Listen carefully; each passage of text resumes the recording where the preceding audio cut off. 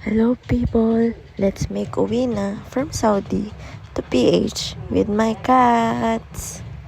Disclaimer lang, lahat na sasabihin ko ay based only sa mga na-experience ko during that time at yung process kung papaano. Nag-base ako sa airlines na binook ko, which is Saudiya. Every airlines, iba-iba ng rules about sa pag-uuwi ng mga pets. So, Saudiya, 1 cat per person only. So, kapag more than that, kailangan mo ng travel buddy. And in my case, ako lang yung mag-isa umuwi at wala akong kasamang, and then kaya naghanap kami ng travel buddy dun mismo sa airport, which is mahirap, pero buti na lang merong mga naawa para makabili kami ng ticket ng cats kasi kailangan namin hiramin yung boarding pass nila.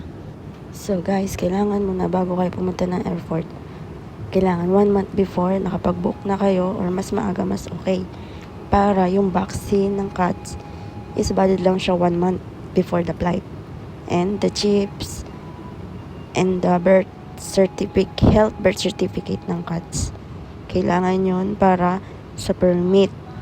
And guys, about sa permit, may bayad din yun sa Mewa.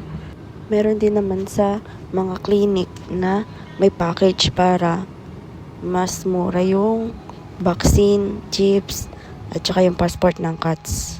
Bago pumunta na airport, dadaan muna doon sa Mewa mismo. Doon mismo mag-register sa opisina para ma-process lahat ng permit mo at yung dadalin mo sa Pinas, yung SPS. Dadalhin doon sa quarantine ng Pilipinas at magbabayad ng 705 for 3 cats. Ayun lang guys, kung may katanungan pa kayo, comment down below.